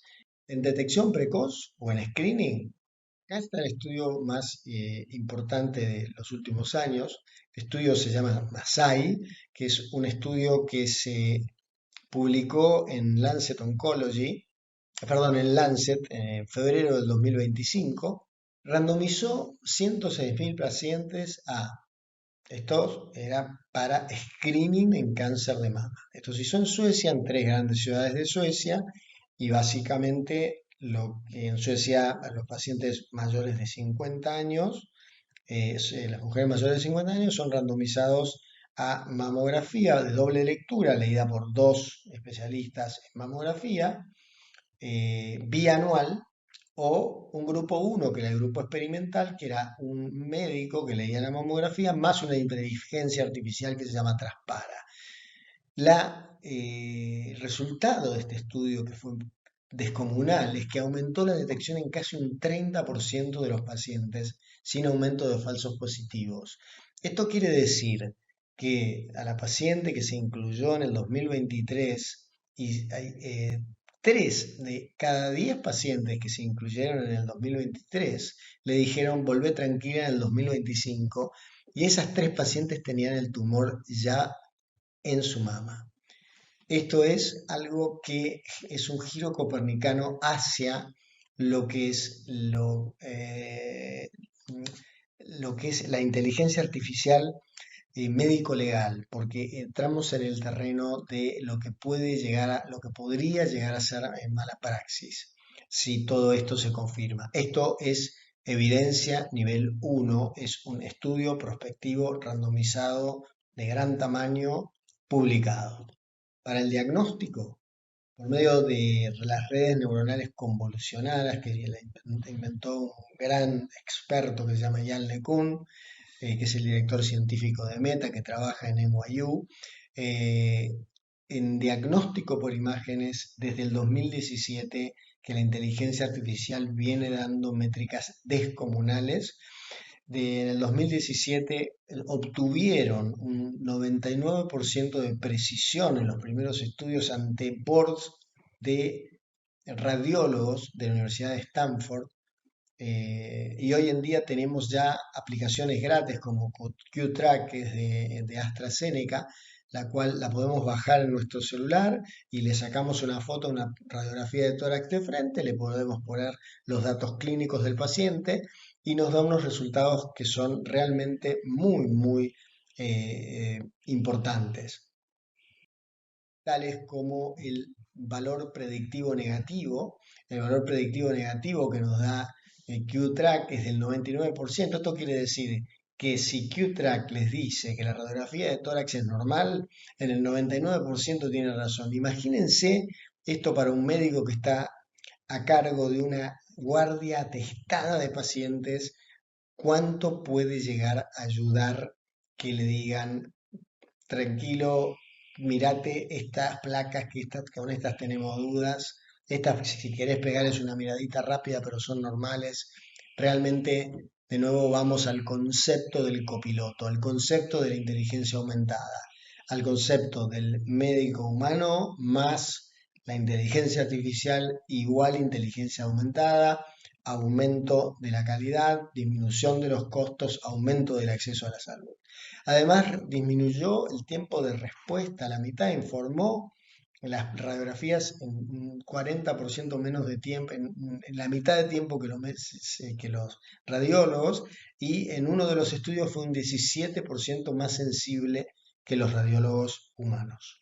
En diagnóstico de cáncer de piel, este estudio del 2022 de Lancet es una revisión sistemática de más de 14.000 estudios y arrojó una exactitud diagnóstica en melanoma maligno de casi 90%, un poquitito menos en los no melanocíticos. Imagínense la ayuda que es esto para un médico que recién recibió, se va a trabajar al campo y ha visto pocos pacientes. Y esto es un sistema, uno de los tantos, que se llama SkinWorld, que es de la empresa Topasium.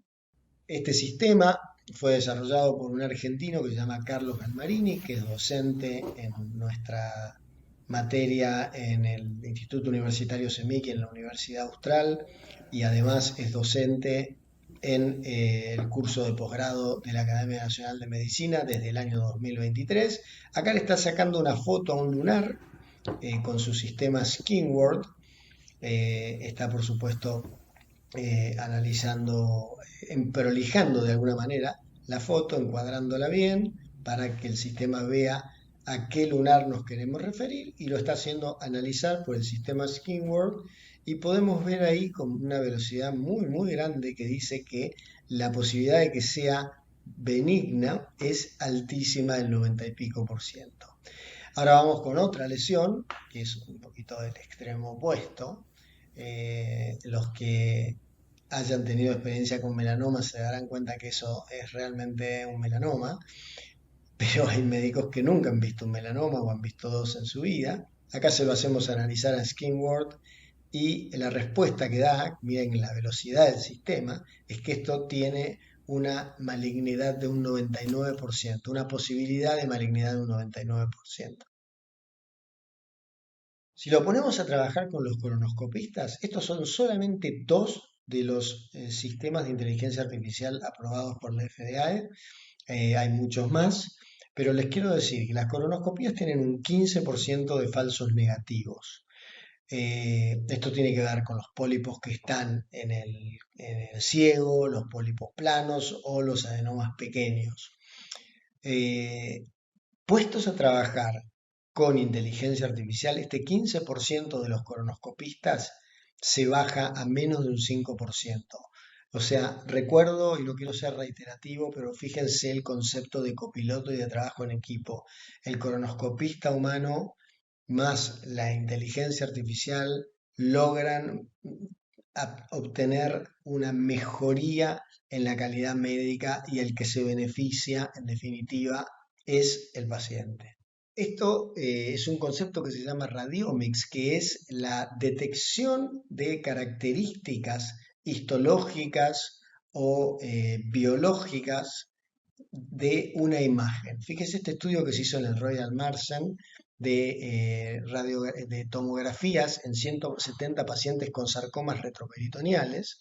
Fíjense que la inteligencia artificial predijo el tipo histológico en un 92% de los pacientes con sarcoma, solamente con la imagen tomográfica.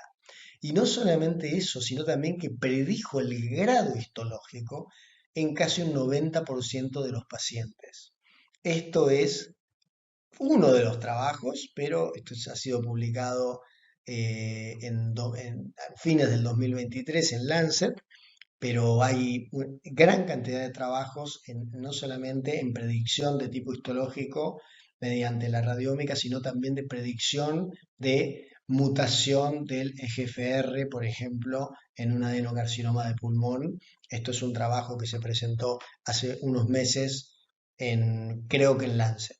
Y para diagnosticar cáncer existen diversas herramientas ya aprobadas por la FDA para detectar diversos tipos de cáncer, como cáncer de mama, próstata, pulmón, que utilizan técnicas de machine learning con técnicas con redes neuronales convolucionadas que se utilizan para analizar las imágenes médicas y detectar lesiones. Y se demuestra que estos sistemas pueden asistir a los médicos en el diagnóstico, procesando enormes cantidades de datos y mejorando la precisión de la detección de los tumores.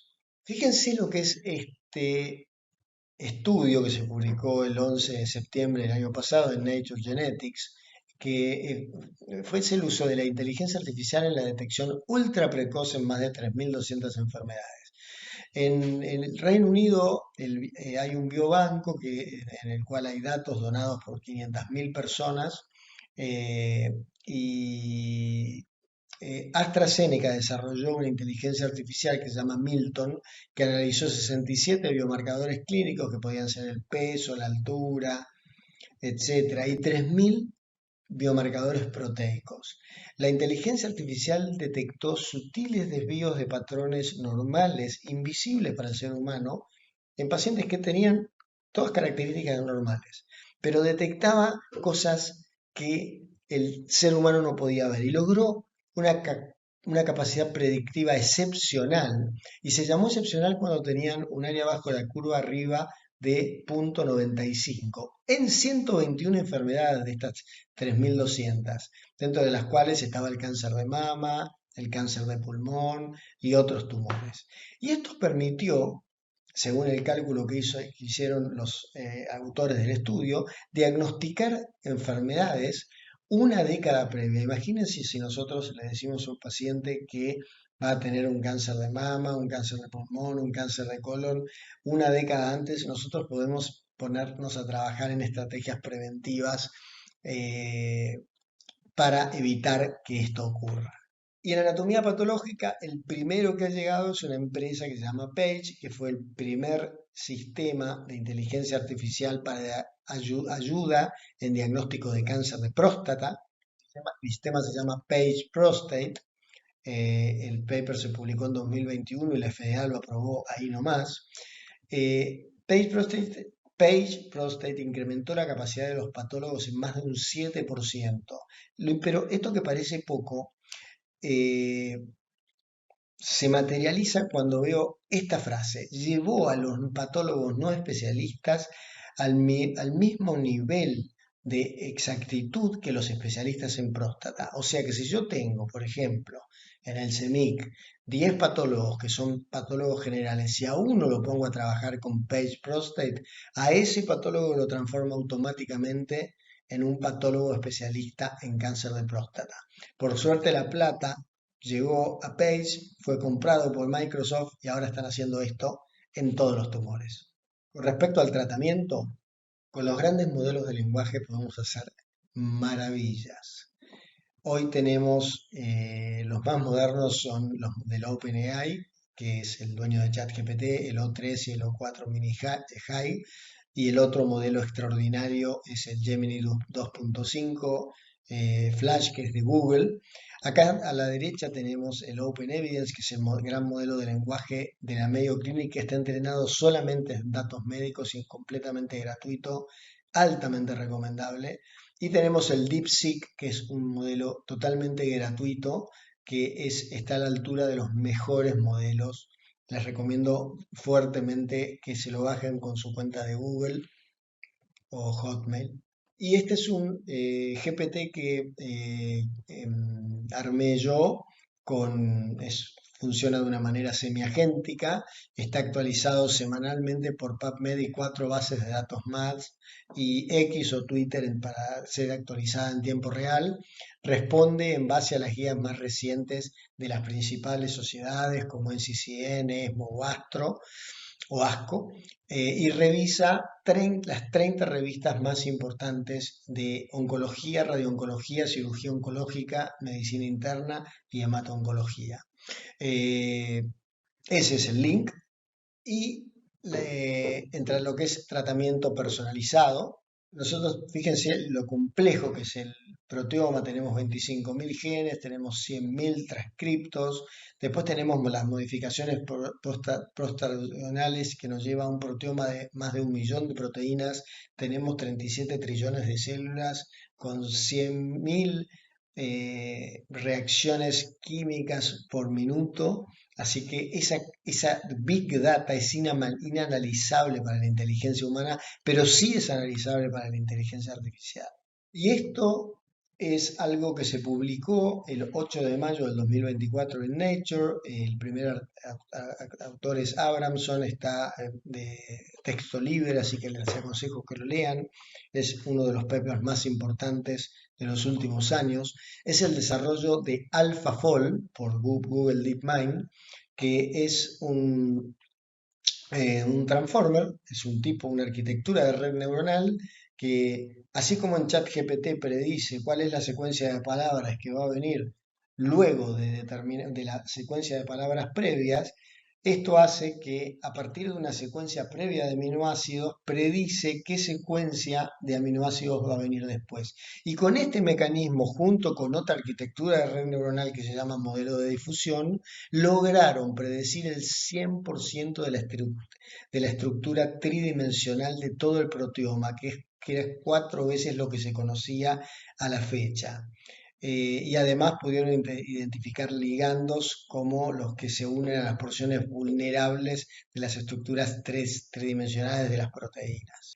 Y gracias a esto, Google DeepMind ganó el Premio Nobel de Química del 2024. No quiero dejar de decir que en el 2024 la inteligencia artificial también ganó el Premio Nobel de Física. Geoffrey Hinton, de la Universidad de Toronto, ganó el Premio Nobel de Física gracias a su contribución a la mejora de las redes neuronales por medio de un método que él y su equipo inventaron llamado backpropagation, que no escapa a los objetivos de esta clase. Pero sí les quiero decir que 2 de las 3 ciencias duras, química, física y fisiología y medicina, 2 los ganó la inteligencia artificial. Y fueron más allá y desarrolló DeepMind Alpha Proteo, que genera proteínas sintéticas, o sea que no existen, que se unen a las porciones vulnerables de las estructuras tridimensionales de las proteínas, por ensayo y error. O sea que si yo tengo en esa proteína, tenemos en esa estructura tridimensional, tengo la porción vulnerable del BCR-ABL en una leucemia mieloide crónica, yo por ensayo y error voy inventando proteínas que no existen hasta que encuentro una que se une con la mayor afinidad posible y lograron en 7 modelos conseguir proteínas sintéticas que no existían, que tenían entre 3 a 300 veces más afinidad que las proteínas conocidas. Esto es fundamental para el desarrollo de fármacos. Y junto con el desarrollo de lo que les comenté de Alpha Proteo, se desarrolló Isomorphic Labs, que pertenece también a DeepMind, que utilizan AlphaFold para predecir lo que habíamos hablado anteriormente, y lo que hace es acelerar los ciclos del descubrimiento de las drogas. Acordémonos que tardan décadas en una droga entre que se descubre, que es aprobada por la FDA, y podría llegar a pasar esto de décadas a días. Y esto yo no me animaría a repetirlo, pero esto lo dijo en mayo del 2025 Sir Demi Hassabis, que es la persona que les mostré en la foto antes, que es el que ganó el Premio Nobel de Química por AlphaFold. No me animaría a repetir esto porque es demasiado fuerte si no lo hubiese dicho él. Bueno, a Isomorphic Labs se han desembarcado enormes cantidades de dinero por parte de la Big Pharma, fundamentalmente por Novartis y Lilly desde enero del 2024. Y para incluir pacientes en estudios clínicos, la inteligencia artificial nos está ayudando y nos va a ayudar.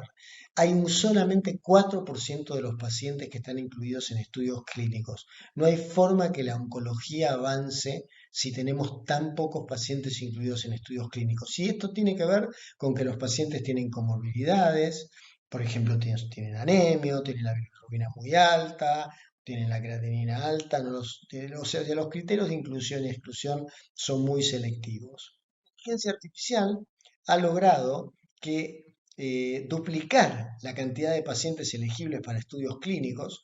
Comparado con los criterios clásicos, se puede ver un aumento significativo en el número de pacientes, y aplicando esto, además, se incluyen más mujeres, más pacientes añosas, mejorando además la diversidad y representatividad de los pacientes. En lo que se llama reposicionamiento del tratamiento por inteligencia artificial, fíjense lo que pasó con este paciente. Esto se publicó en febrero del 2025 en New England, fue un case report, que esto era un paciente que estaba en el hospice, y tras analizar 4.000 medicamentos existentes, una herramienta de inteligencia artificial identificó el adalimumab, que es un anti-TNF, como tratamiento para un paciente con enfermedad de Castleman, multicéntrica idiopática, que era refractario y ya había sido derivado de cuidados paliativos. Y ahora este paciente, gracias al tratamiento con adalimumab, que se usa para artritis reumatoidea, el paciente está en remisión por 2 años gracias a un hallazgo impulsado por la inteligencia artificial. ¿Por qué es importante esto? Es importante porque la inteligencia artificial puede acelerar descubrimientos que salvan vidas cuando los métodos tradicionales no alcanzan.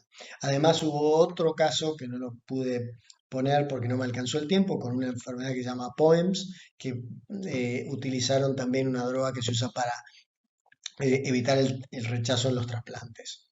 Como conclusión, podemos decir que la inteligencia artificial complementa la inteligencia humana, la complementa y la aumenta, y mejora la precisión diagnóstica, reduce los errores en la detección y en el tratamiento del cáncer, permite personalizar el tratamiento. La oncología va hacia la medicina personalizada, analizando el genoma, la transcriptómica, la proteómica, pero no solamente esto, también el microbioma, también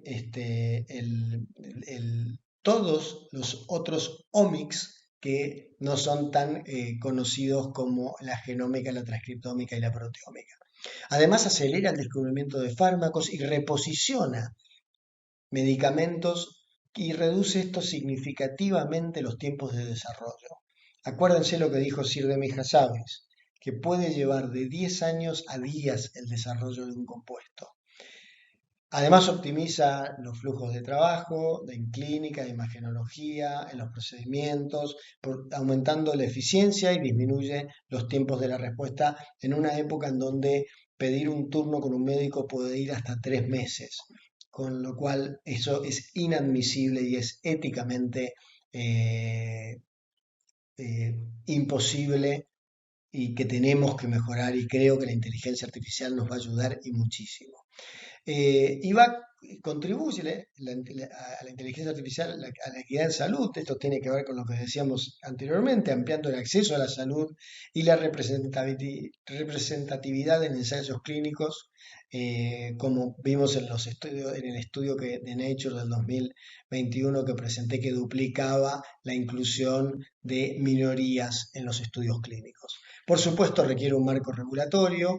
El año pasado salió el AI Act en Europa, es muy importante regularlo. Estados Unidos está mucho más atrás en eso, nosotros también estamos atrás, pero estamos formando la Asociación Argentina de Oncología, la Asociación Argentina de Inteligencia Artificial en Medicina, con un grupo de colegas, con la idea de regular la inteligencia artificial en medicina en nuestro país. También va a facilitar la integración multidisciplinaria a través de ateneos multidisciplinarios que podemos hacer con los grandes modelos de lenguaje, y en la formación médica continua de nuestros médicos actuales y futuros. Muchísimas gracias.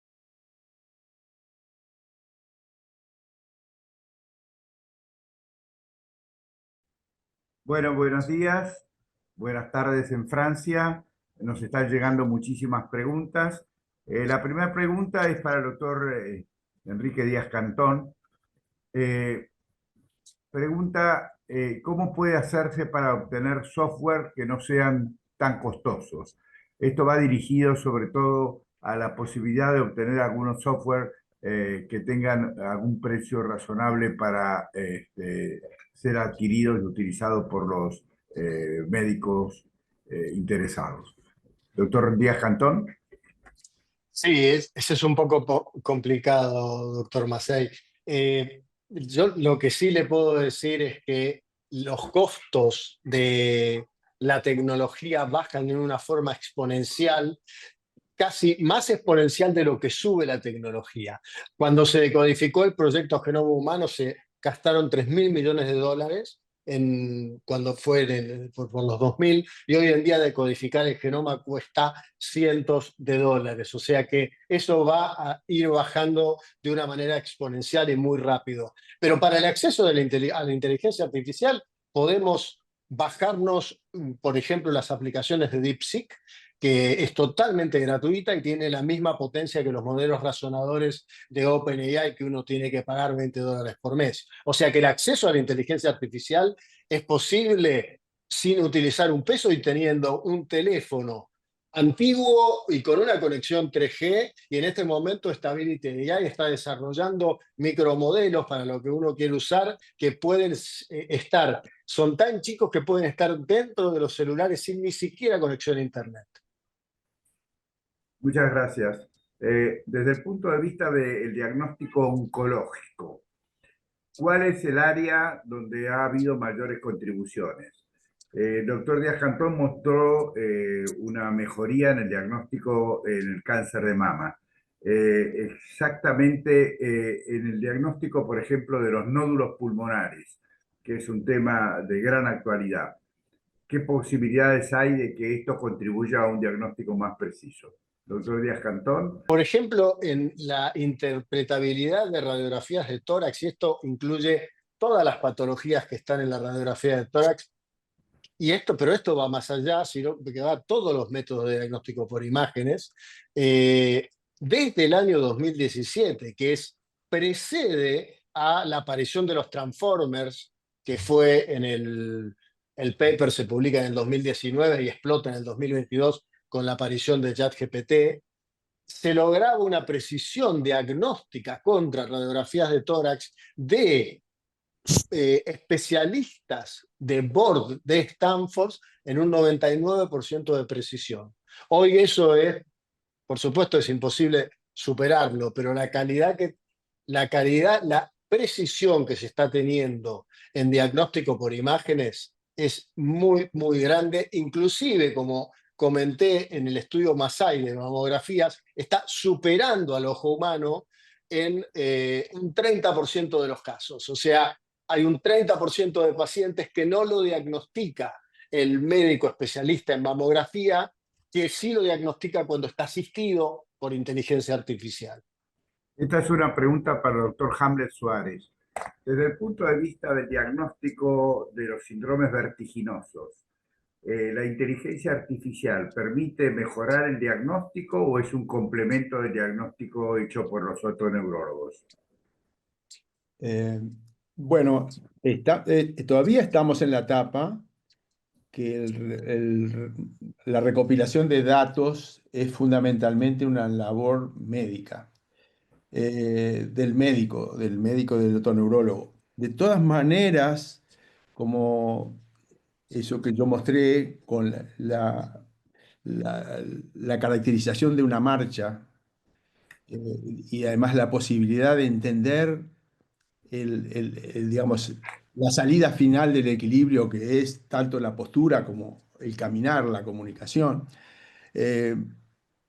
Importante la posibilidad de que tengamos información de lo que pasa en la vida real de una persona. Es decir, ese es el desafío. Y entonces, ahí hay variabilidades de cómo están los reflejos vestíbulo-oculares, los vestíbulo-espinales. Hay varios grupos trabajando en esto que usted pregunta. Es decir, no está todavía la adaptación a la práctica, porque sobre todo hay variaciones en el comportamiento etario de grupos etarios y de género que, digamos, no han llegado a la precisión. Hoy, digamos, la industria está poniendo a disposición validaciones de cosas puntuales, tanto por ejemplo de los exploración del sistema vestibular periférico, la videonistamografía, y está haciendo caracterizaciones de mayor precisión, pero en su conjunto, digamos que uno pueda tener toda la información de postura, equilibrio, reflejos en un solo producto, no hay todavía una disponibilidad que dé la industria al médico, pero se va en camino, digamos. Eso es una cosa que claramente en un, estimo, corto tiempo va a llegar. Hay una pregunta que es para todo el panel. Doctor Lardó, si es posible que la inteligencia artificial reemplace al médico. En principio sí, pero el problema es que los errores son imprevisibles y siempre puede haber un desvío en el tiempo de realización. Entonces hay que tener una supervisión. Hay varias preguntas más que nos llegan. El primer tema, que es una preocupación en varios de los asistentes, es el tema de la ética en la utilización de sistemas de inteligencia artificial aplicados en medicina. La idea de la inteligencia artificial no es reemplazar al médico y espero que esto no ocurra nunca. La inteligencia artificial, elle peut faire bien dans certains cas spécifiques mieux que les médecins. Puede funcionar mejor que el médico para algunas especialidades técnicas, como las imágenes, como en la anatomía patológica, para ciertas especialidades en particular. Elle peut peut-être entrer en compétition avec les médecins, mais elle doit toujours être validée, les conclusions doivent toujours être validées. Pero las conclusiones siempre deberán ser validadas por un ser humano, es decir, un médico. Comme l'a dit Jean-Denis Laredo, l'intelligence artificielle peut aussi faire des Como dijo el erreurs doctor très Laredo, importantes. puede cometer errores la inteligencia artificial y por eso pienso que la validación por el médico es, en mi juicio, esencial. Elle peut poser aussi des problèmes de responsabilité. En clair, si un patient, un malade, Puede haber problemas de responsabilidad que surjan. Por ejemplo, si un paciente le pregunta a ChatGPT algo sobre su enfermedad y el médico dice, bueno, no tiene razón, la respuesta no es correcta, ¿cómo se dirime este tema de la responsabilidad?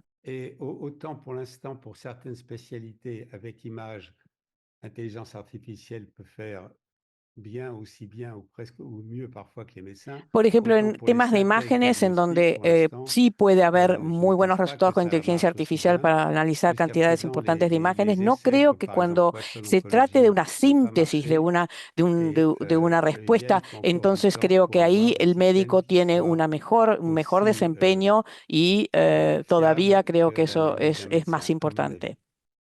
Et il faut bien garder en tête que les intelligences artificielles génératives, ChatGPT, También hay que tener en cuenta que la inteligencia artificial generativa como ChatGPT no está preparada para decir la verdad, está preparada para analizar unidades de texto llamadas tokens y entonces lo que responde no necesariamente es la verdad o lo correcto.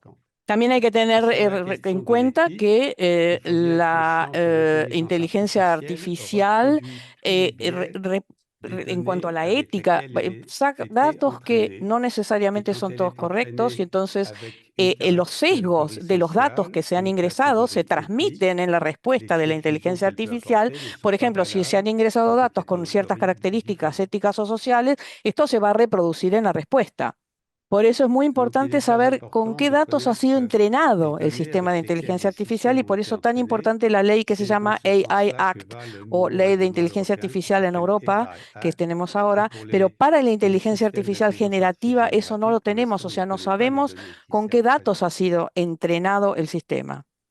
Bueno, muchísimas gracias. Estamos terminando el horario. Quiero comentar que en este momento tenemos más de 3.000 asistentes de 33 países y que, bueno, esta conferencia ha sido un éxito. Nos están llegando muchas preguntas, pero tenemos que respetar el horario.